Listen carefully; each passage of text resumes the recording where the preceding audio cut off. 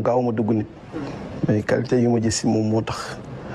ma jàpp ko def ko rak mais li ma wax yëpp dafa am day ñëw sama kër dama koy invité mais nag pour xamal Sénégalais yi rek man catholique la mais dañu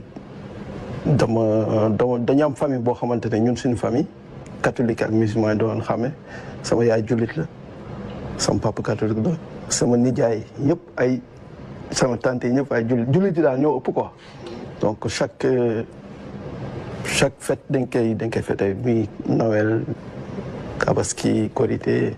donc ñu bëri xamuñu ne man ni catholique ñu bëri dañu jàpp ne jullit laa quoi